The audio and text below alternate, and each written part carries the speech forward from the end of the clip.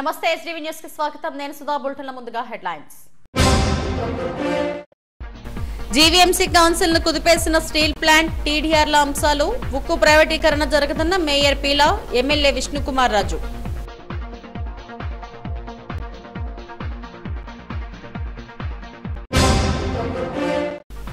జూలైలో విశాఖ నగరంలో 101 చోరీ కేసులు నమోదు. 64 కేసుల్లో 66 మందిని అరెస్టు చేసి 1,20,00,000 చోరీ సొత్తును స్వాధీనం చేసుకున్నామన్న సిపి బాగ్చి. ఈ నెల 25 నుంచి 9 జిల్లాల్లో తొలి విడతగా స్మార్ట్ రేషన్ కార్డుల పంపిణీ. 6.71 లక్షల కొత్త రేషన్ కార్డులు మంజూరు చేశామన్న మంత్రి నాదెండ్ల. విశాఖను నౌకాయాన రాజధానిగా తీర్చిదిద్దాలి. వైజాగ్ స్కిల్ సేల్ 2025లో పోర్టు చైర్మన్ అంగముత్తు వెల్లడి. విశాఖ స్టీల్ ప్లాంట్ ప్రైవేటీకరణ అంశం జీవీఎంసీ కౌన్సిల్ ను కుదిపేసింది. టీడీఆర్ల కుంభకోణంపై నిగ్గు తేల్చాలంటూ సభ్యులు పట్టుబట్టారు. కోడి వ్యర్థాలను అక్రమంగా తరలిస్తున్నారంటూ సభలో గగ్గోలు పెట్టారు. సభ్యుల ఆందోళన మధ్య పలు కీలక అంశాలపై కౌన్సిల్లో చర్చ జరిగింది. మహావిశాఖ నగరపాలక సంస్థ కౌన్సిల్ సమావేశం మేయర్ పీలా శ్రీనివాసరావు అధ్యక్షతన జరిగింది. 84 అంశాలను అజెండాలో చేర్చారు. పలు టేబుల్ ఎజెండా అంశాలను కూడా సభ ముందుంచారు. స్టీల్ ప్లాంట్ ప్రైవేటీకరణ అంశం కౌన్సిల్ను కుదిపేసింది. కేంద్రం 2021లో చేసిన ప్రకటన వెనక్కి తీసుకోవాలంటూ ప్లకార్డులతో వైసీపీ సభ్యులు ఆందోళనకు దిగారు. జీవీఎంసీ కౌన్సిల్ ముందే నిరసన తెలిపిన సభ్యులు సమావేశానికి నల్ల దుస్తులతో వచ్చి మేయర్ పోడియం ముందు బైఠాయించారు. స్టీల్ ప్లాంట్ ప్రైవేటీకరణకు వ్యతిరేకంగా తీర్మానం చేయాలని ప్రతిపక్షం డిమాండ్ చేసింది. సేవ్ స్టీల్ ప్లాంట్ అంటూ నినాదాలు చేశారు. సిపిఎం, సిపిఐ కార్పొరేటర్లు మద్దతు తెలిపారు. మేయర్ పీలా శ్రీనివాసరావు స్పందిస్తూ ఎజెండాలో ఈ అంశాన్ని పొందుపరుస్తామని హామీ ఇచ్చారు. గత 5 ఏళ్లలో జీవీఎంసీ అనేక టీడీఆర్ బాండ్లను అక్రమంగా ఇచ్చేశారంటూ జనసేన కార్పొరేటర్ మూర్తి యాదవ్ ఆగ్రహం వ్యక్తం చేశారు. సామాన్యులు కాళ్లరిగేలా తిరుగుతున్న నిబంధనల మేరకు ఇవ్వని టీడీఆర్లను అప్పటి సీసీపీ విద్యుల్లత ఆధ్వర్యంలో భారీగా ఇచ్చేశారని ఆరోపించారు. 51వ వార్డులో టీడీఆర్లపై ఉత్తర ఎమ్మెల్యే పెన్మత్స విష్ణుకుమార్ రాజు కౌన్సిల్ దృష్టి తీసుకొచ్చారు. 2023లో స్ట్రక్చరల్ పరిహారం ఇచ్చినా టీడీఆర్లు బాధితులకు ఇవ్వలేదని అన్నారు. వెంటనే అర్హులందరికీ టీడీఆర్లు ఇవ్వాలని కోరారు. మరోవైపు కోడి వ్యర్థాల తరలింపు అంశం కూడా కౌన్సిల్లో చర్చనీయాంశమైంది. కోడి వ్యర్థాలను డంపింగ్ యార్డుకు తరలించకుండా చేపల చెరువులకు తరలిస్తున్నారని, దీని వెనుక అధికారుల హస్తం ఉందని సభ్యులు ఆరోపించారు. ఇలా పలు అంశాలపై సమావేశం వేడెక్కింది.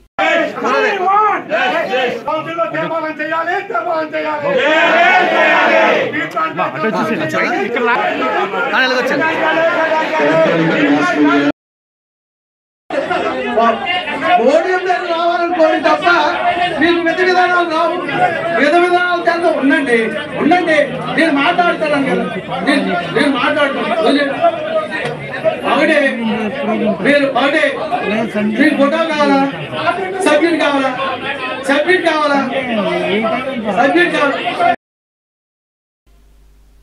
స్టీల్ ప్లాంట్ ప్రైవేటీకరణ అంశంపై వైసీపీ రాజకీయం చేస్తోందని మేయర్ పీలా శ్రీనివాసరావు అన్నారు. స్టీల్ ప్లాంట్ను పరిరక్షించేందుకు కూటమి ప్రభుత్వం సిద్ధంగా ఉందని చెప్పారు. 44 విభాగాలు కాంట్రాక్టర్లకు అప్పగించడంపై ఆందోళన అవసరం లేదని, పరిపాలనా సౌలభ్యం కోసమే జరుగుతున్నాయని తెలిపారు. టీడీఆర్ల అంశంపై కూడా సమగ్ర విచారణ జరిపి నిగ్గు తేలుస్తామని హామీ ఇచ్చారు. స్టీల్ ప్లాంట్ ఎట్టి పరిస్థితుల్లో ప్రైవేటీకరించేది లేదని ఎమ్మెల్యే పెన్మత్స విష్ణుకుమార్ రాజు అన్నారు. 44 విభాగాల అంశంలో వైసీపీ, కార్మిక సంఘాలు ఆందోళన చెందనవసరం లేదని చెప్పారు. స్టీల్ ప్లాంట్ను ప్యాకేజీ ఇచ్చి ప్లాంట్ను బలోపేతం చేసేందుకు కేంద్రం కృషి చేస్తుందని వెల్లడించారు. చెప్పినట్టుగా 44 కాంట్రాక్ట్స్ కింద విభజించడం జరిగింది. 44 ఈ 44 ఎవరైతే మెయిన్ కాంట్రాక్టర్ తీసుకున్నారో స్టీల్ ప్లాంట్ వీళ్ళు 44 మంది స్టీల్ ప్లాంట్ మేనేజ్మెంట్కి ఆన్సరబిలిటీ ఉంటుంది. దీని ద్వారా ప్రొడక్టివిటీ కానీ రెస్పాన్సిబిలిటీ కానీ ఆల్రెడీ ఇది కామన్ ప్రాక్టీస్. అట్లాగే steel plant to 10 million tons production capacity, దాంట్లో ఏమాత్రం సందేహం లేదు. మీకు అందరికీ తెలుసు ఎన్ని వేల కోట్ల రూపాయలు ఆర్థిక సహాయం చేయడం జరిగింది. భారతీయ జనతా పార్టీ మేము రిప్రజెంటేషన్ చేశాము, మిగిలిన పార్టీస్ కూడా రిప్రజెంట్ చేశారు. అట్లాగే అటల్ బిహారీ ఉక్కు ఆంధ్రుల హక్కు అనే నినాదంతో ఉందో దాన్ని పరిరక్షణ చేయడం గురించి పూర్తి సహాయ సహకారాలు కేంద్ర ప్రభుత్వం నుంచి ఇస్తానని ఏం లేదు. సో ప్రధానంగా ఎజెండాలో గత ప్రభుత్వంలో టీడీఆర్స్ నిమిత్తం అవకతవకల మీద నేను ఒక అపోజిషన్ లీడర్గా ఉంటాడు కూడా దాన్ని దాటించేవారు. దాన్ని ఇప్పుడు పర్టికులర్గా ప్రభుత్వం అనేది గత ప్రభుత్వంలో కోట్లాది ఆస్తుల్ని బడా ఎంపీ గారికి అలాగే రాజ్యసభ విజయసాయి రెడ్డి తాండతో వారికి ఇవ్వడం జరిగింది. ప్రతిదీ క్షుణ్ణంగా, ఇది ఏదో కౌన్సిల్లో కాదు, దీన్ని క్షుణ్ణంగా పరిశీలించి ఇటువంటి తప్పు మరలా చేయకుండా దీని మీద అన్ని విధాలు డిస్కషన్తో అధికారులు తప్పు ఉంటే అధికారులతో టోటల్గా డిస్కస్ చేసి ప్రజాప్రతినిధులుగా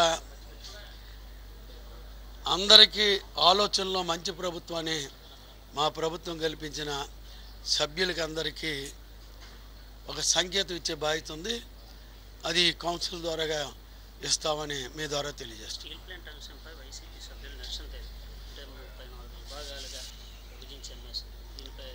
స్టీల్ ప్లాంట్ మీద అవగాహన లేని మాట్లాడారు.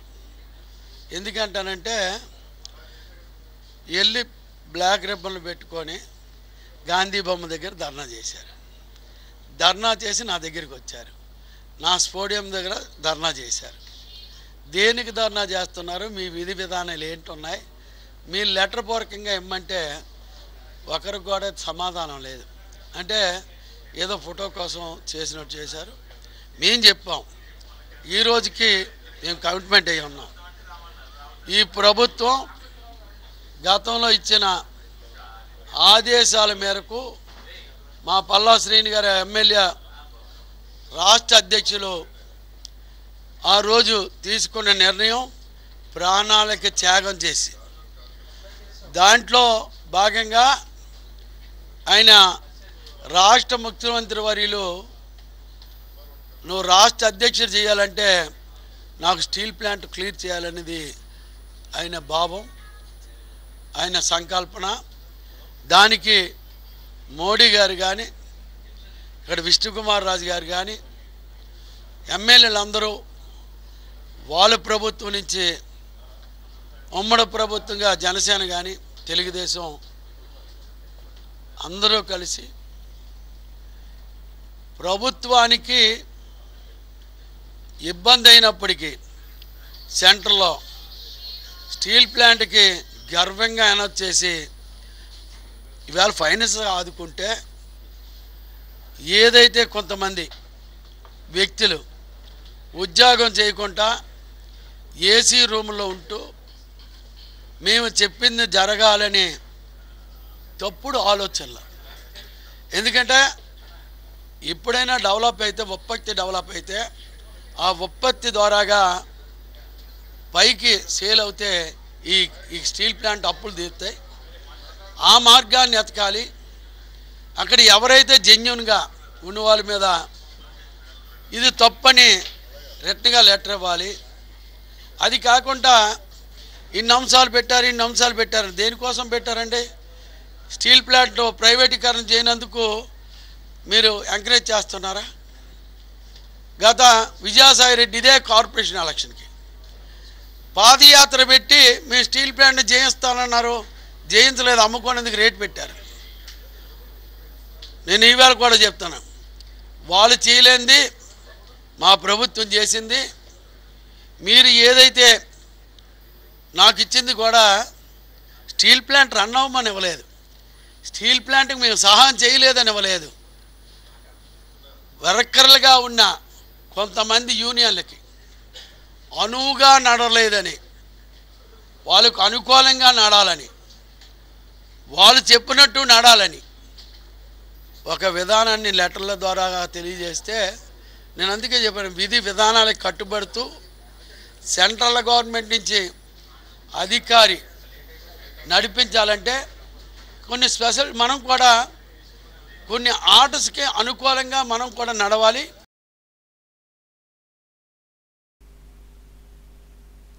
జీవీఎంసీ కౌన్సిల్లో ప్రధాన అంశాలపై కీలకంగా చర్చించారు. స్టీల్ ప్లాంట్, టీడీఆర్లు, కోడి వ్యర్థాల అంశాలపై సుదీర్ఘ చర్చ జరిగింది. సభ్యులు అడిగిన ప్రశ్నలకు కమిషనర్ కేతన్ గార్గ్ అధికారులు సమాధానాలు ఇచ్చారు.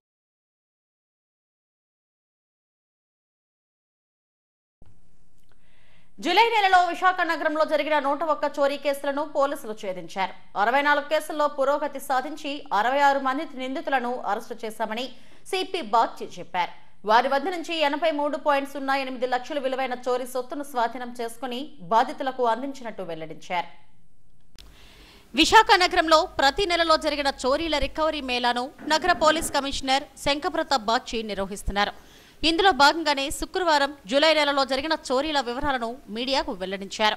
మొత్తం విశాఖ నగరంలో ఒక్క జూలై నెలలోనే 101 చోరీ కేసులు నమోదయ్యాయి. ఇందులో 64 కేసుల్లో పురోగతి సాధించి 66 మంది నిందితులను అరెస్టు చేశారు. వారి వద్ద నుంచి 83.08 లక్షల విలువైన చోరీ సొత్తును స్వాధీనం చేసుకుని బాధితులకు అందజేశారు. 250 మొబైల్స్ ను రికవరీ చేశారు. వీటి విలువ 37.50 లక్షలు ఉంటుంది. మొత్తం జూలై నెలలో 1,20,00,000 విలువైన వస్తువులు నగదును రికవరీ చేశారు. ఇందులో 1.24 కేజీల బంగారం, 1.92 కిలోల వెండి, 14.32 లక్షల నగదు, 15 మోటార్ సైకిళ్లు, 2 కార్లు, ఆటో, 259 మొబైల్స్, ల్యాప్టాప్ను స్వాధీనం చేసుకున్నామని సిపి బాగ్చి మీడియాకు తెలిపారు. వీటిని బాధితులకు అందజేశామన్నారు. 1,20,28,150 రూపాయలు విలువైన ప్రాపర్టీ రికవర్ చేయడం జరిగింది. అందులో బంగారము కేజీ 263.80 గ్రామ్, వెండి 1,923 గ్రామ్ 0.71 గ్రామ్స్, అంటే 1 కేజీ 920 గ్రామ్స్. క్యాష్ 14,32,350 రూపాయలు.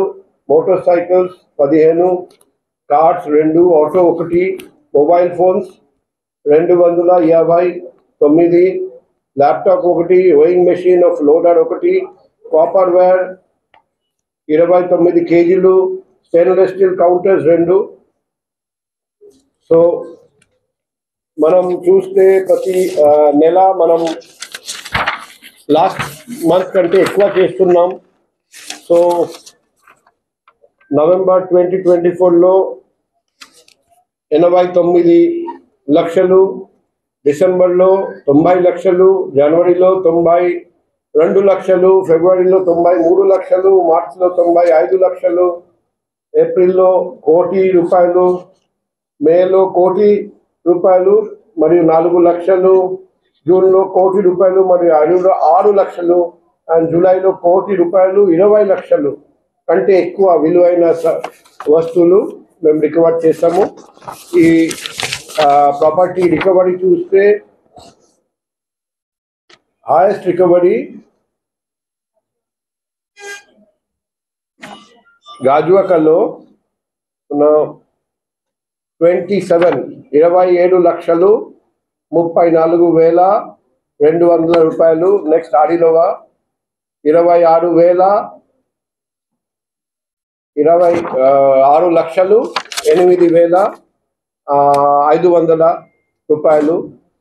సో ఈ 2 పోలీస్ స్టేషన్ చాలా ఎక్కువ అమౌంట్ రికవర్ చేశారని కన్సర్న్ క్రైమ్ ఇన్స్పెక్టర్, ఎస్ఐలు అండ్ క్రైమ్ సిబ్బంది up to ASI, head constable, home guards అందరికీ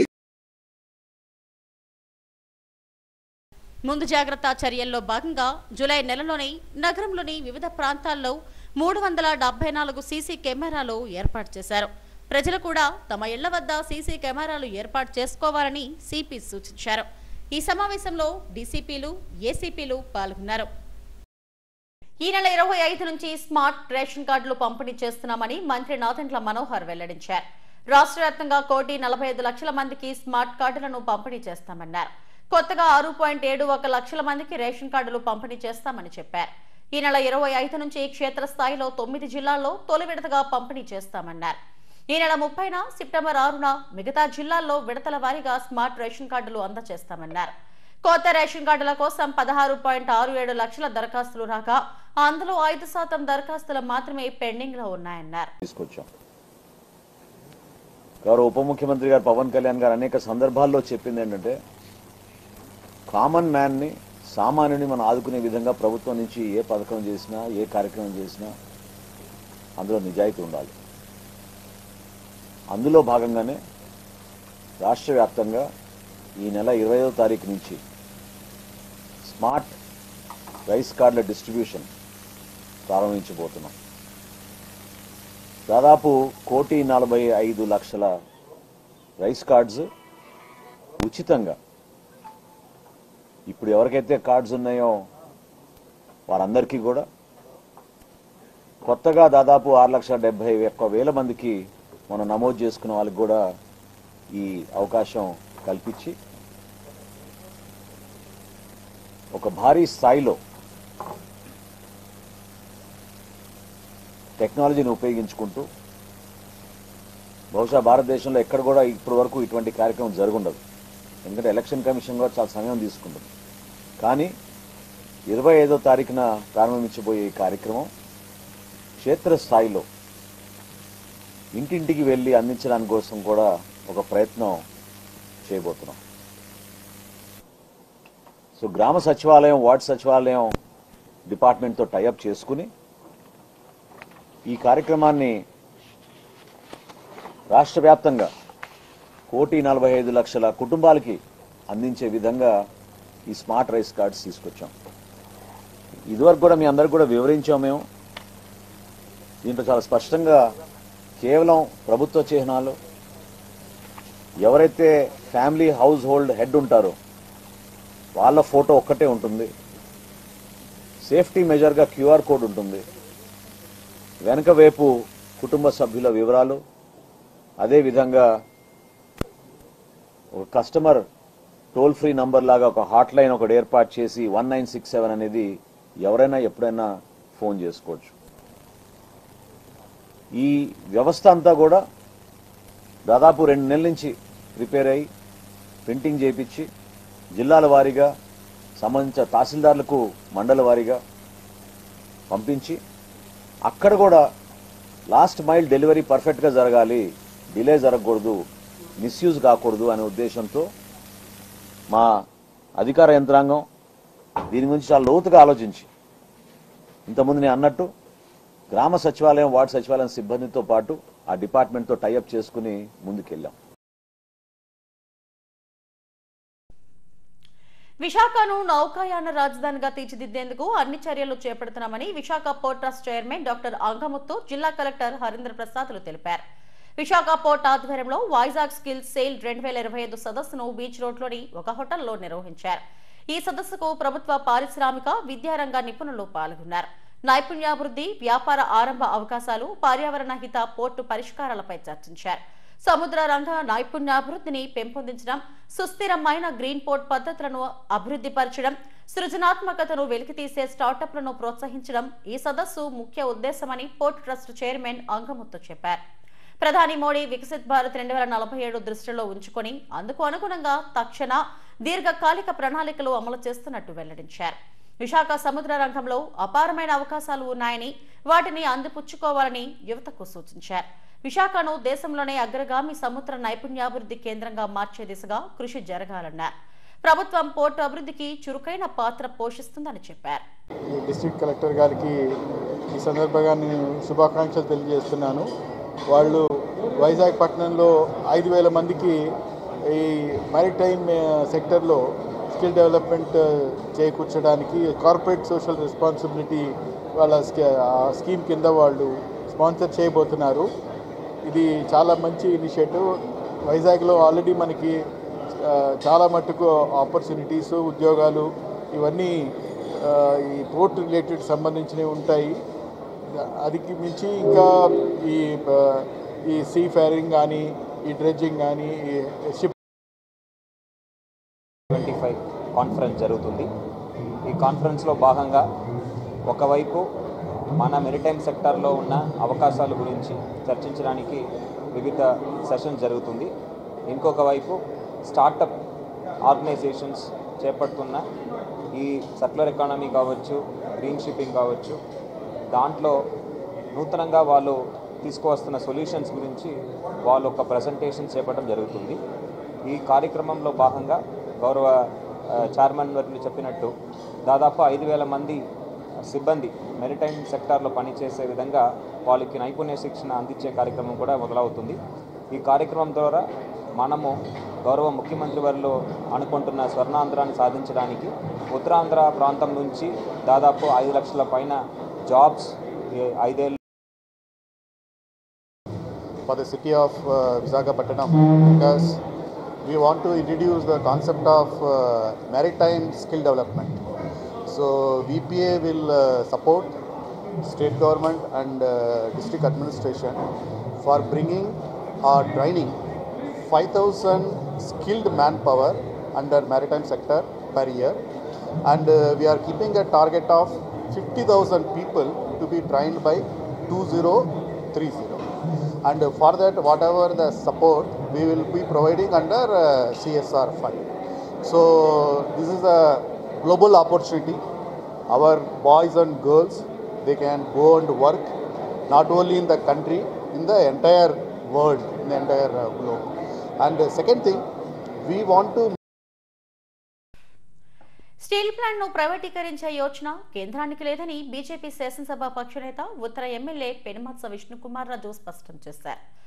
కాంప్రహెన్సివ్ కాంట్రాక్ట్ సిస్టంలో భాగంగానే ఇటీవల 44 విభాగాలను ప్లాంట్ యాజమాన్యం సరళీకరణ చేయనుందని తెలిపారు. దీనిపై ఆందోళన అవసరం లేదని చెప్పారు. తన నియోజకవర్గంలో టీడీఆర్ల జారీకి సంబంధించిన అంశాన్ని కౌన్సిల్లో లేవనెత్తానని చెప్పారు.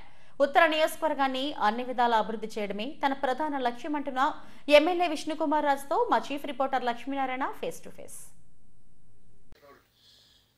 జీవీఎంసీ కౌన్సిల్లో ప్రధానమైనటువంటి అంశాలు కీలకమైనటువంటి చర్చకు వచ్చాయి.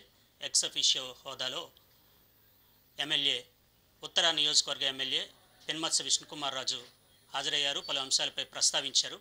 మనతో మాట్లాడేందుకు ఎమ్మెల్యే విష్ణుకుమార్ రాజు గారు ఉన్నారు. సార్ చెప్పండి సార్, ప్రధానంగా వైసీపీ ఈ స్టీల్ ప్లాంట్ అంశంపై ధర్నా నిర్వహించింది. కౌన్సిల్లో కూడా పోడియం ముందు బైఠాయించింది. అంటే స్టీల్ ప్లాంట్ ప్రైవేటీకరించేస్తున్నారు అనేటువంటి అంశం మీద, దీని మీద అది తప్పండి. స్టీల్ ప్లాంట్ ఏమీ ప్రైవేటీకరణ చేయటం లేదు. వైఎస్ఆర్సీపీకి వేరే అంశాలు ఏమి ప్రజల్లోకి వెళ్ళే అంశాలు లేని వలన ఈ విధంగా ఇటువంటిది చేస్తున్నారేమో అనేది మా యొక్క అభిప్రాయం. అట్లాగే వాళ్ళకి సరి అయిన అవగాహన లేని వలన ఈ విధమైన నిరసనలు అటువంటి చేస్తున్నారేమో అనేది మా యొక్క అభిప్రాయం. దానికి కారణం ఏంటంటే ఈ స్టీల్ ప్లాంట్లో, విశాఖపట్నం స్టీల్ ప్లాంట్లో సుమారు 700 నుంచి 1000 కాంట్రాక్ట్స్ ఉన్నాయి విడివిడిగా. సో ప్రతి డిపార్ట్మెంట్కి ఒక్కొక్క దాంట్లో ఒక 20 కాంట్రాక్ట్స్ విడివిడిగా ఉంటున్నాయి.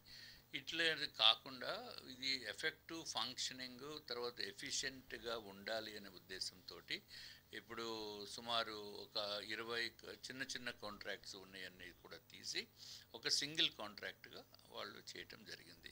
అంటే 700 1000 కాంట్రాక్ట్స్ చిన్న చిన్న బదులు ఇప్పుడు 44 కాంట్రాక్ట్స్ కింద expression of interest call for చేయడం జరిగింది. ఈ 44 మందియే ఈ స్టీల్ ప్లాంట్ యాజమాన్యానికి ఆన్సరబిలిటీ ఉంటుంది. ఈ అంతకుముందు ఉన్నట్టుగా 1000 మంది లేదా 700 మంది ఆన్సరబిలిటీ ఉండదు. ఈ స్టీల్ ప్లాంట్ అధికారులు ఈ 44 పీపుల్ని వీళ్ళతోనే సంప్రదింపులు, డిస్కషన్స్, రెస్పాన్సిబిలిటీ వీళ్ళ మీద ఫిక్స్ చేస్తున్నారు. వీళ్ళు ఏమి చేయొచ్చు అంటే ఈ 40 మంది 44 మంది వీళ్ళు మళ్ళీ మిగిలిన వాళ్ళకి కింద లెవెల్లో సబ్ కాంట్రాక్ట్స్ ఇచ్చుకోవచ్చు. సో ఇది ఎఫెక్టివ్ ఫంక్షనింగ్ విధి విధానాలని గురించి ఆ విధంగా చేయటం జరిగింది తప్ప స్టీల్ ప్లాంట్ ఏదో ప్రైవేటీకరణ మొత్తం చేసేస్తారు, ఇదంతా బోగస్ ప్రచారము. ఇది స్టీల్ ప్లాంటు ప్రైవేటీకరణ అవ్వకుండా ఉండటం గురించి భారతీయ జనతా పార్టీ అట్లాగే కూటమి ప్రభుత్వం కూడా కృతనిశ్చయంతో ఉంది. అందుకే ఇప్పుడు సుమారు 14,000 కోట్ల రూపాయలు ఈ స్టీల్ ప్లాంట్కి ఆర్థిక సహాయం అందించడం జరిగింది. కంప్లీట్గా ఈ స్టీల్ ప్లాంటు అసలు ఏ విధంగా ఫంక్షన్ చేస్తుంది అనే అనుమానాలు ఉన్నప్పటికీ కూడా మళ్ళీ పెద్ద ఎత్తున పునర్వైభవం తీసుకురావటానికి మనకు కూటమి ప్రభుత్వం చేసింది. అదేవిధంగా మున్ముందుగా ఇది ఏదైతే ఈ కాంట్రాక్ట్స్ 44 మంది ఉన్నారో ఇవన్నీ కాంప్రహెన్సివ్ మెయింటెనెన్స్ కాంట్రాక్ట్స్ అంటారు దాని పేరు. ఈ విధానము అన్ని చోట్ల కూడా ఉంది. సెయిల్లో కూడా ఉంది, హెచ్పిసిఎల్లో కూడా ఉంది, బీపీసీఎల్లో ఉంది, ఎన్టీపీసీలో ఉంది, అవుట్సోర్సింగ్ జాబ్స్ లాంటివి ఇవన్నీ కూడా. సో ఇది కొత్తదేమీ కాదు, ఇది అంతా అన్ని చోట్ల జరుగుతున్నదే. దీని వలన ఎఫిషియన్సీ పెరుగుతుంది అని యొక్క ఉద్దేశము. అట్లాగే స్టీల్ ప్లాంటు ప్రైవేటీకరణ అవ్వదు, అది గ్యారంటీగా మేము చెప్తున్నాము. సో దాంట్లో ఏమీ డౌట్ లేదు. దీన్ని పెడార్థాలు తీసి కొన్ని మీడియా ప్రతినిధులు అవనివ్వండి ప్రభుత్వానికి వ్యతిరేకంగా పనిచేసేదానికి ఈ విధంగా చేస్తున్నాయి. అట్లాగే కొన్ని కార్మిక సంఘాలు కూడా ఈ విధంగా దుష్ప్రచారం చేయటం అనేది సబబు కాదు. So we are very clear, steel plant ప్రైవేటీకరణ కాదు. సార్, మరో అంశం టీడీఆర్ అంశం కూడా కౌన్సిల్లో ప్రస్తావనకు వచ్చింది. ప్రధానంగా మీ నియోజకవర్గానికి సంబంధించి మ్యారియట్ హోటల్ నుంచి ఏదైతే రోడ్డు విస్తరణలో కోల్పోయినటువంటి 22 మంది ఉన్నారు, 3 కోర్టుకు వెళ్ళారు, 19 మంది ఉన్నారు. 12 మందికి అనుకూలంగా 7గురికి మళ్ళీ డాక్యుమెంట్ సమర్పించినటువంటి అంశం ఉంది. దీని మీద కూడా మీరు మాట్లాడారు ఏంటి? ఇప్పుడు 2023లో ఈ మ్యారియట్ హోటల్ 51వ వార్డు, అది మ్యారియట్ హోటల్ నుంచి అంబేద్కర్ కాలనీ వరకు ఉన్న రోడ్డు వైడనింగ్ గురించి 60 ఫీట్ రోడ్ వైడన్ చేయాలనే ఉద్దేశంతో అక్కడ ఏదైతే అంబేద్కర్ కాలనీ దగ్గర ఉన్న రైట్ సైడ్ ఉన్న బిల్డింగ్స్ ఉన్నాయో అది ప్రభుత్వ భూములు పట్టాలు ఇచ్చారు వాళ్ళకి. ఆ పట్టాలు ఇచ్చిన తర్వాత వాళ్ళు కట్టుకున్నారు, ఎంతో కాలం నుంచి వాళ్ళు అక్కడ ఉంటున్నప్పుడు ఈ రోడ్ వైడనింగ్లో మేము మీకు టీడీఆర్ ఇస్తాము, స్ట్రక్చరల్ కాంపెన్సేషన్ ఇస్తాము అని చెప్పి ఇదివరకు గవర్నమెంట్ అది 2023లో వాళ్ళని ఒప్పించి 19 మంది ఒప్పుకున్నారు, 3 కోర్టుకు వెళ్ళారు. ఈ 19 మందికి కూడా స్ట్రక్చరల్ కాంపెన్సేషన్ ఇచ్చేశారు. అంటే 2 లక్షలు 3 లక్షలు వాట్ ఎవర్ ఇట్ ఈస్, 5 లక్షలు ఏదైతే బిల్డింగ్ ఉందో ఆ స్ట్రక్చర్ వరకు కాంపెన్సేషన్ ఇచ్చారు. తర్వాత టీడీఆర్ కూడా ఇస్తామని చెప్పారు. టీడీఆర్ ఇస్తామని చెప్పి ఇప్పటివరకు ఇవ్వలేదు. నేను ఎమ్మెల్యే అయిన తర్వాత నా దృష్టికి వారు తీసుకురావటం జరిగింది, ఇవ్వాలి కదా అని చెప్పి నేను మళ్ళీ దీన్ని కమిషనర్ గారికి అట్లాగే కలెక్టర్కి అట్లాగే ఈ లెవెల్లో సరిపోకపోతే నేను గౌరవ మంత్రివర్యులు నారాయణ గారికి అట్లాగే ప్రిన్సిపల్ సెక్రటరీ గారు సురేష్ కుమార్ గారు విజయవాడలో ఉంటారు అమరావతిలో, అట్లాగే secretary to the honourable chief minister ఆయన్ని కూడా కలిశాను. ఆయనే అందరినీ మీటింగ్కి పిలిచారు, మంత్రి గారు కూడా మీటింగ్కి పిలిచారు. మీటింగ్లో అందరూ కూర్చుని ఫైనల్గా డెసిషన్ ఏంటంటే అంతకుముందు ప్రభుత్వ భూమి పట్టా కింద ఇచ్చినప్పటికీ కూడా ఎవరైతే అది ఆ భూమిని మళ్ళీ వెనక్కి తీసుకునేటట్టు అయినప్పుడు వాళ్ళకి కూడా టీడీఆర్ ఇవ్వాలి అని చెప్పి నా సమక్షంలోనే వారు నిర్ణయం చేయటం జరిగింది. సో అదేవిధంగా వీళ్ళు టీడీఆర్ ఇవ్వాలి, కానీ టీడీఆర్ ఇంకా ఇవ్వలేదు. కానీ దీంట్లో ఏమైందంటే 22 మందిలో వాళ్ళు 3 కోర్టుకు వెళ్ళి ఇంకా 19 మందికి 12 మందికి టీడీఆర్ ఇవ్వటానికి మీకు పట్టా ఉంది అన్ని సుముఖంగానే వాళ్ళు అధికారులు చెప్తున్నారు. ఇంకొక 7గురికి వీళ్ళకి నోటీసులు ఇచ్చారు. నోటీసులు అంటే మీ పట్టా తీసుకురండి, లేకపోతే మీరు అక్కడ రోడ్డు వైడనింగ్లో మీ మాస్టర్ ప్లాన్లో మీ బిల్డింగ్ ఎక్కడ ఉంది, అటువంటివన్నీ రకరకాల క్వశ్చన్స్ అన్నీ అడుగుతూ మీరు ఇవ్వండి అని అడిగారు. కానీ స్ట్రక్చరల్ డబ్బులు ఇచ్చినప్పుడు అవన్నీ అప్పుడు చూసుకోవాలి. ఇప్పుడు అంతా అయిపోయి పాపం వీళ్ళు ఇల్లు కొట్టించుకున్న తర్వాత ఇప్పుడు అడగటం అనేది కరెక్ట్ కాదు. అప్పుడే వాళ్ళు మిగిలిన 3తో పాటు కోర్టుకు వెళ్ళి ఉంటే ఈ పాటికి వాళ్ళు కూడా ఇళ్ళల్లో ఉందరు. కానీ ఇప్పుడు ఇళ్ళల్లో లేకుండా వాళ్ళు ఎక్కడో పాపం అద్దెంట్లో ఉంటూ నానా ఇబ్బందులు పడుతూ రకరకాల బాధలకి గురవుతున్నారు. అది కరెక్ట్ పద్ధతి కాదు.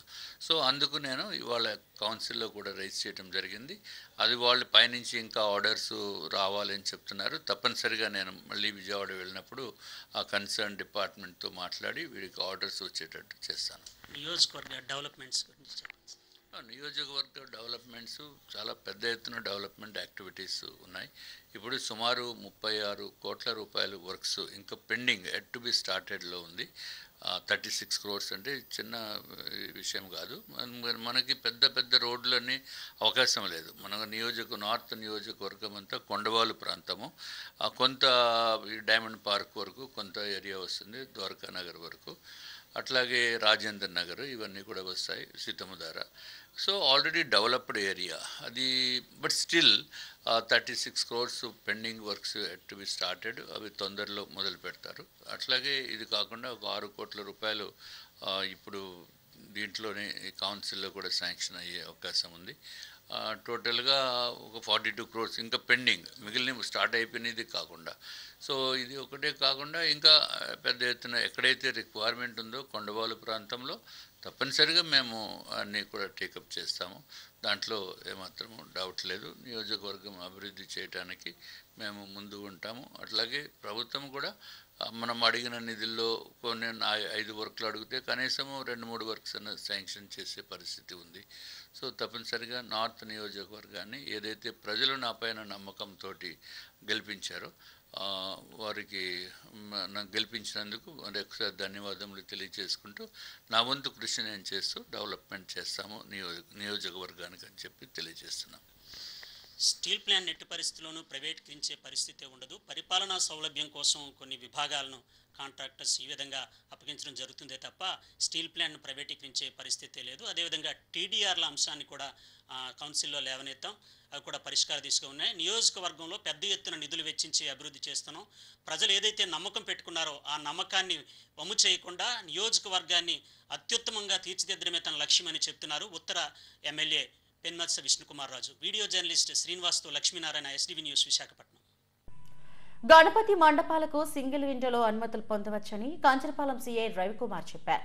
సిపి బాక్షి నేతృత్వంలో సింగిల్ విండోలనే అనుమతులు పొందేలా ఏర్పాట్లు చేశారని వెల్లడించారు. వినాయక చవితి మండపాలు నిర్వహించే ప్రతి ఒక్కరూ అనుమతులు తీసుకోవాలని స్పష్టం చేశారు. ఈ మండపాల్లో డీజే సౌండ్స్ ను నిషేధించామని వెల్లడించారు. అధికారులు మిగతా అందరూ సంబంధిత అధికారులతో కూడా దఫాలుగా రివ్యూ మీటింగ్స్ పెట్టి ఏవైతే నిమజ్జనం సమయంలో కానీ ఈ గణేష్ పండల్ ఆవిష్కరణ సమయంలో కానీ తీసుకోవాల్సిన జాగ్రత్తల గురించి క్షుణ్ణంగా 2 సార్లు ఇప్పటికే అన్ని కమిటీ మెంబర్స్ అందరికి కూడా మీటింగ్స్ పెట్టి కొన్ని ఇంపార్టెంట్ సూచనలు ఇవ్వడం జరిగింది. ఆ సూచనలో ముఖ్యంగా ఏంటంటే ఈసారి సింగిల్ విండో పర్మిషన్ సిస్టమ్, అంటే ఒకే చోట ఈ గణేష్ పండల్ ఏదైతే పెట్టుకోవడానికి అనుమతుల నిమిత్తమని ఒకే కౌంటర్ దగ్గర మొత్తం అన్ని అనుమతులు ఇచ్చే విధంగా ఒక మంచి కార్యక్రమం ఈసారి సిపి గారు, కలెక్టర్ గారు కూడా తీసుకోవడం జరిగింది. దీనిలో భాగంగా కంచరపాలెం పోలీస్ స్టేషన్ పరిధిలో ఉన్న అన్ని వినాయక కమిటీలకు కూడా నా యొక్క ముఖ్య విజ్ఞప్తి, కమిటీ సభ్యులందరికీ కూడా తెలియజేస్తుంది ఏమనగా, మీరంతా కూడా ముందుగా అప్లికేషన్స్ అనేవి సచివాలయ పరిధిలో కానీ లేదా మీ జోనల్ ఆఫీస్ పరిధిలో కానీ అప్లికేషన్స్ తీసుకొని వాటిని క్షుణ్ణంగా పరిశీలించి కావాల్సిన సమాచారాన్ని అందించి మీరు జీవీఎంసీలో సింగిల్ విండో కౌంటర్ ఉంటుంది. ఆ సింగిల్ విండో కౌంటర్లో మీ యొక్క అప్లికేషన్ సబ్మిట్ చేస్తే, అప్లికేషన్ సబ్మిట్ చేసిన తర్వాత ఆ మీరు పెట్టిన అప్లికేషన్ అన్ని కూడా సంబంధిత అధికారులకు వాళ్ళు పంపించి సంబంధిత అధికారుల ద్వారా అనుమతి తీసుకున్న తర్వాత మీకు ఒకే చోట మీకు పండాలని పెట్టుకోవడానికి అనుమతిస్తారని, కాబట్టి ప్రజలందరూ కమిటీ సభ్యులందరూ కూడా గమనించాలని, అలాగే ఈ రివ్యూ మీటింగ్లో కమిటీ సభ్యులతో మీటింగ్ సందర్భంగా పోలీస్ కమిషనర్ గారు తగు సూచనలు కండిషన్స్ అవి చెప్పారు.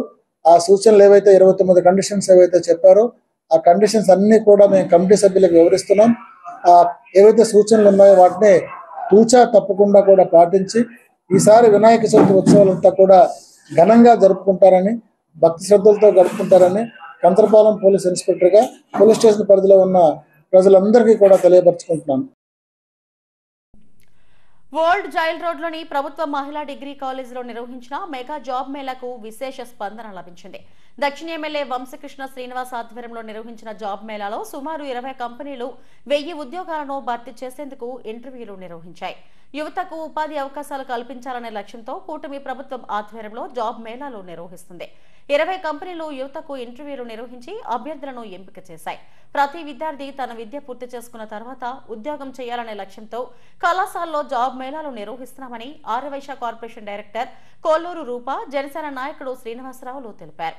దక్షిణ ఎమ్మెల్యే వంశకృష్ణ శ్రీనివాస్ ఆదేశాలతో నిర్వహించిన ఈ మేళాకు విశేష స్పందన వచ్చిందని అన్నారు. వచ్చిన ప్రతి అవకాశాన్ని యువత అందిపుచ్చుకోవాలని కోరారు. ఈ కార్యక్రమంలో డిప్యూటీ మేయర్ తల్లి గోవిందరాజు, ఫ్లోర్ లీడర్ వసంతి లక్ష్మి, దక్షిణ in-charge Sivaprasad, college principal Manjuladevi, జిల్లా ఉపాధి కల్పన అధికారి Aruna, skill development officer Chamundeswararao తదితరులు పాల్గొన్నారు. సంస్థలు ఇవాళ చాలా మంది అంటే ఒక 1000 నుంచి 2000 మంది హాజరవుతున్నారని మా అంచనా. దీనికన్నా మించుతుందని సాయంత్రం కల్లా మాకు తెలుస్తుంది. ప్రతిదీ మాకు అప్డేట్స్ వస్తున్నాయి. ఇంకొకటి ఏంటంటే దీంట్లో ఒక 20 నుంచి 25 కంపెనీస్ వచ్చాయండి. ఇలాంటివి ఎవ్రీ 3 మంత్స్కి 6 మంత్స్కి మేము నిర్వహించాలనుకుంటున్నాం. ఇది ఎన్డీఏ కూటమి తరపున విద్య, వైద్యం, ఉపాధి, దాంట్లో ఉపాధి ప్రతి ఒక్క యువతకి రేపు కాబోయే హోల్డర్స్కి, డిగ్రీ హోల్డర్స్ అవనివ్వండి, లేకపోతే ఎవరైతే నిరుద్యోగం ఉన్నదో వాళ్ళకి అండి, ప్రతి ఒక్కరికి ఈ మంచి అవకాశం ప్రతి ఒక్కరు సద్వినియోగం చేసుకోవాలని నేను కోరుకున్నాను. Thank you so much. 25 కంపెనీలు హాజరవ్వడం జరిగిందండి. దీంట్లోని ప్రతి ఒక్క నిరుద్యోగికి ఉద్యోగం కల్పించి వాళ్ళని ఎంతో కొంత తీర్చిదిద్దాలని కూటమి ప్రభుత్వం ఒక దృఢ సంకల్పంతో ఉందండి. అది ఏదో విధంగా విజయవంతం కావాలని మా వంశీకృష్ణ శ్రీనివాస్ గారి ఆధ్వర్యంలో ఈ జాబ్ మేళా జరుపుకుంటున్నాము. దీనికి మన వంశీకృష్ణ శ్రీనివాస్ గారికి మనస్ఫూర్తిగా ధన్యవాదాలు తెలుపుకుంటున్నామండి. అలాగే కూటమి ప్రభుత్వానికి కూడా మన సీఎం చంద్రబాబు నాయుడుకి, డిప్యూటీ సీఎం పవన్ కళ్యాణ్ గారికి కూడా పేరు పేరున ధన్యవాదాలు తెలుపుకుంటూ సెలవు తీసుకుంటున్నాను. తెలుగు ఆర్మీ మేజర్ రామ్మోహన్ నాయుడుకు విశాఖ మధురవాడలో ఘన స్వాగతం లభించింది. National institute of fire safety, Sri Vriksha Vidya సంస్థ, మాలతాంబ విద్యానికేతన్, చంద్రపాలెం హైస్కూల్ విద్యార్థులు రామ్మోహన్ నాయుడును ఘనంగా సత్కరించారు. యావత్ భారతదేశం గర్వపడేలా 79 ఏళ్ల స్వాతంత్ర భారతదేశంలో ఒక తెలుగువాడైన ఆర్మీ మేజర్ రామ్మోహన్ నాయుడుకు శౌర్య పురస్కారం దక్కడం విశేషమని నేతలు తెలిపారు. సిక్కోలు ముద్దుబిడ్డ అయిన మేజర్ మల్లా రామ్గోపాల్ నాయుడు రాష్ట్రపతి చేతుల మీదుగా కీర్తి చక్ర అవార్డు అందుకోవడం పట్ల పలువురు హర్షం వ్యక్తం చేశారు. రిటైర్డ్ డీఎస్పీ దివాకర్ అధ్యక్షతన జరిగిన ఈ కార్యక్రమానికి సిపి బాక్షి, ఎన్ఐఎఫ్ఎస్ విద్యా సంస్థల అధినేత సునీల్ మహంతి, శ్రీవృక్ష విద్యా సంస్థల correspondent B Venkataramanamurthy, Malathamba Vidyaniketan GM doctor GPR Krishna, principal Sridevi తదితరులు రామ్మోహన్ నాయుడు దంపతులను ఘనంగా సత్కరించి జ్ఞాపికలు అందజేశారు.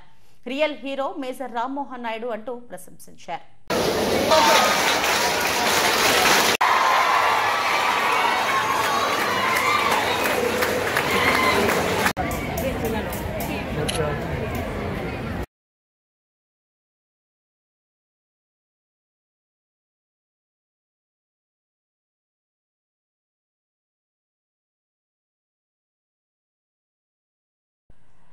గాజువాక లంకా గ్రౌండ్స్ లో 1,00,000 చీరలతో సుందర వస్త్ర గణపతిగా భక్తులకు దర్శనమివ్వనున్నారు.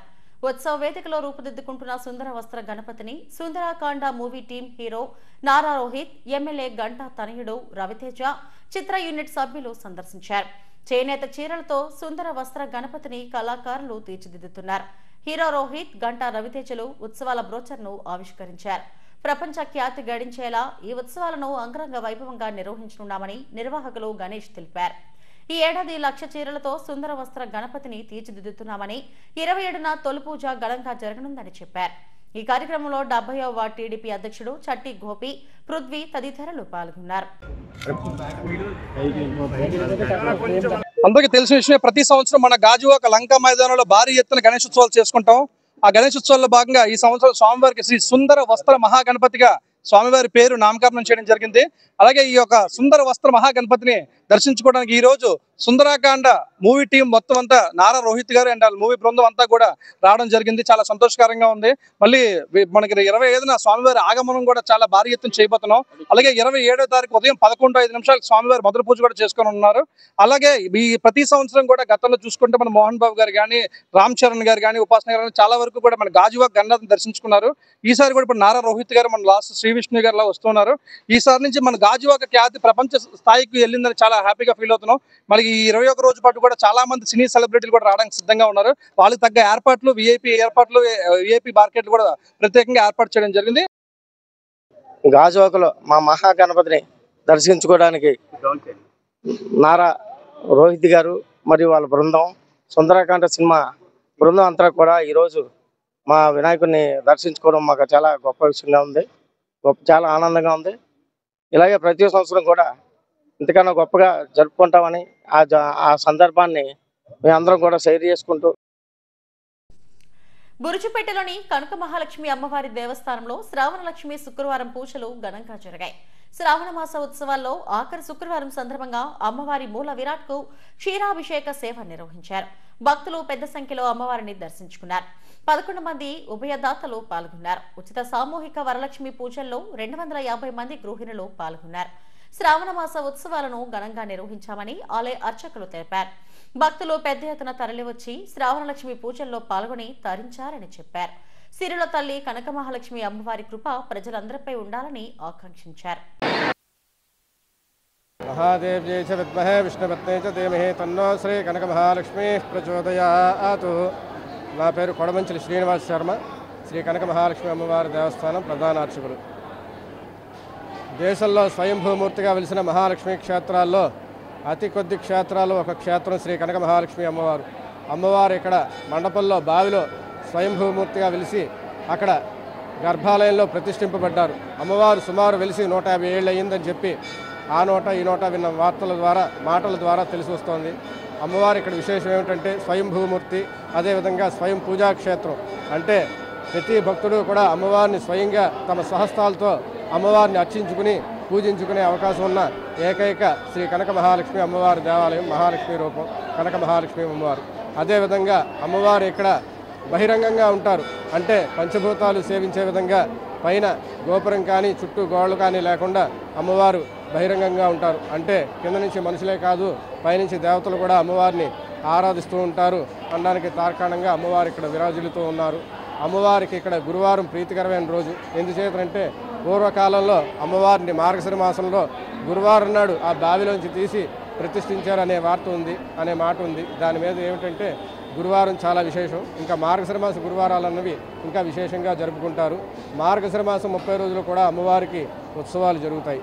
ప్రతినిత్యం కూడా అమ్మవారికి త్రికాలార్చనలు జరుగుతాయి. ఇక్కడ ఉదయం 5 గంటలకి, మధ్యాహ్నం 11:30కి మరియు సాయంత్రం 6 గంటలకి అమ్మవారికి శ్రీ సూక్త విధానంగా అమ్మవారికి పంచామృతాలతో అభిషేకం, అదేవిధంగా సహస్రనామార్చనలు, అదేవిధంగా పంచహారతులు కూడా విశేషంగా జరుగుతాయి. ఇక్కడ దేవస్థానంలో విశేషంగా చెప్పుకునే సేవ పంచామృతాభిషేకం. ఈ సేవలో పాల్గొంటే భక్తుల యొక్క అభీష్టాలు నెరవేరుతాయని ప్రతీతి. కుర్పా మార్కెట్ సమీపంలోని కన్యకా పరమేశ్వరి ఆలయంలో శ్రావణ మాస పూజలు ఘనంగా జరిగాయి. అమ్మవారు సకల స్వర్ణాభరణ సహిత మహాలక్ష్మి అలంకరణలో భక్తులకు దర్శనమిచ్చారు. మహిళలు లలిత సహస్రనామ పారాయణం చేశారు. 250 మంది మహిళలతో సామూహిక కుంకుమ పూజలు జరిగాయి. శ్రావణ మాసం చివరి శుక్రవారం సందర్భంగా అమ్మవారికి విశేష పూజలు నిర్వహించామని ఆలయ అర్చకులు తెలిపారు. 108 ద్రవ్యాలతో అభిషేకాలు, 108 స్వర్ణ పుష్పాలతో నివేదన చేశామన్నారు. ఆలయ ప్రాంగణంలో పేదలకు నారాయణ సేవ నిర్వహించినట్టు తెలిపారు.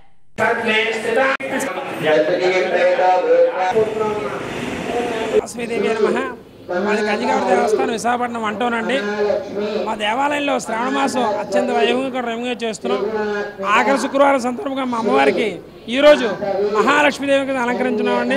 మహాలక్ష్మి అలంకారం కాబట్టి తెల్లవారుజామున అమ్మవారి పంచామృత అభిషేకం చేసి అమ్మవారికి లక్ష్మీదేవి అలంకారం చేసాం. సువర్ణ వస్త్ర సువర్ణ ఆభరణాలతో అలంకరించి సువర్ణ పుష్పాలతో పూజ చేసామండి.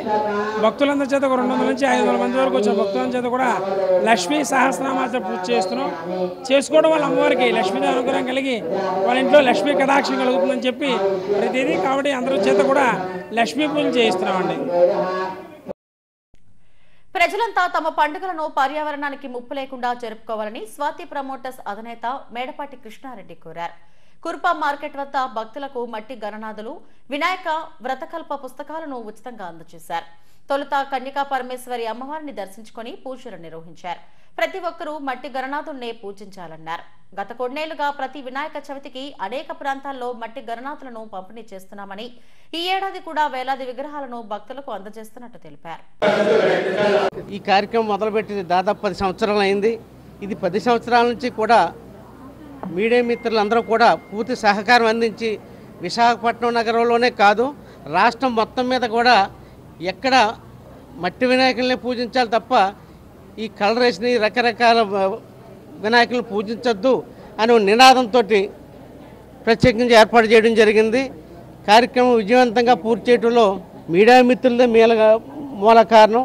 వారితో పాటు మేము కూడా ప్రతి సంవత్సరం మా విశాఖపట్నం ప్రజలకి, మా తెలుగువారు అందరికీ కూడా ఈ బొమ్మలు అందించి మా వంతు మేము వారితో పాటు వారి పూజలో భాగం పొంది ప్రతి ఒక్కరికి కూడా ఈ సౌకర్యాన్ని కల్పించాలని చెప్పి 10 సంవత్సరాలు చేస్తున్నాం. కానీ మేమే కాదు, ఇంకా చాలామంది చేయొచ్చు. సమాజానికి ఉపయోగపడే పనులు మనం అనేకం రకరకాలుగా ఉన్నాయి. ఇవన్నీ కూడా మనం చేసి ప్రతి ఒక్కరిని మంచి మార్గంలో నడిపించి అవకాశం మనం తీసుకోవడం చాలా అవసరం. కాబట్టి మాకులాగా ఇంకా కొంతమంది వచ్చి అందరూ ఇవ్వాలని చెప్పి కోరుకుంటున్నాం. ఆఖరు శ్రావణ శుక్రవారం సందర్భంగా జీవీఎంసీ 39వ వార్డులోని లక్ష్మీదేవి ఆలయంలో భారీ ఎత్తున పూజా కార్యక్రమాలు నిర్వహించారు. పరిసర ప్రాంతాల నుండి భక్తులు తరలివచ్చి అమ్మవారిని దర్శించుకున్నారు. ఆలయంలో నిర్వహించిన అభిషేకాలు, కుంకుమ పూజల్లో మహిళలు విశేషంగా పాల్గొన్నారు. అనంతరం భారీ అన్న సమారాధన నిర్వహించారు. కార్యక్రమంలో ఆలయ కమిటీ అధ్యక్షుడు పోలవరపు సన్యాసరావు తదితరులు పాల్గొన్నారు.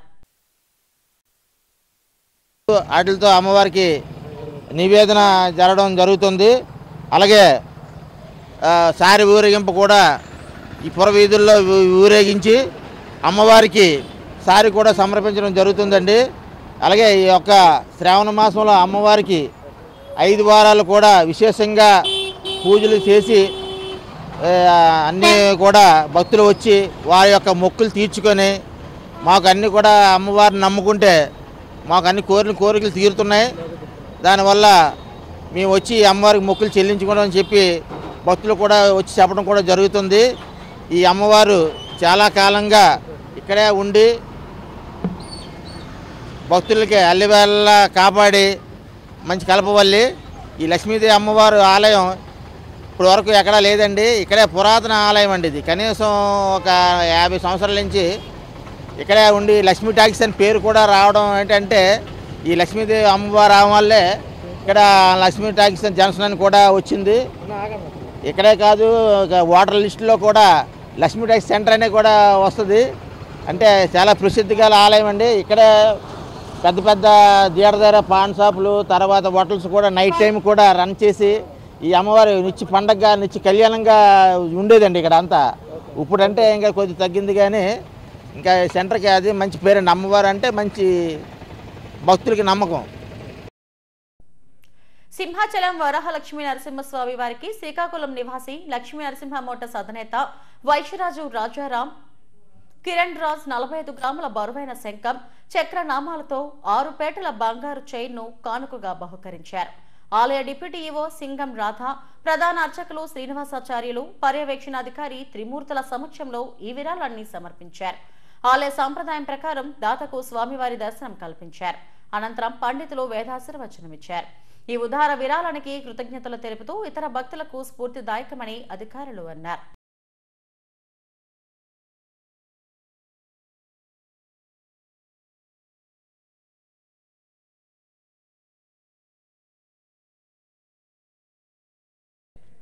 హెడ్లైన్స్ మరోసారి. జీవీఎంసీ కౌన్సిల్ ను కుదిపేసిన స్టీల్ ప్లాంట్, టీడీఆర్ల అంశాలు, ఉక్కు ప్రైవేటీకరణ జరుగుతున్న మేయర్ పీలా, ఎమ్మెల్యే విష్ణుకుమార్ రాజు.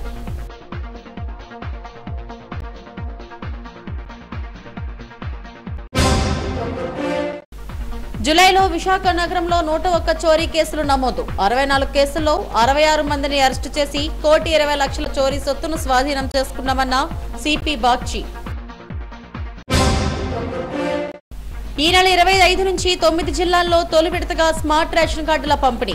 6.71 లక్షల కొత్త రేషన్ కార్డులు మంజూరు చేశామన్న మంత్రి నాదెండ్ల.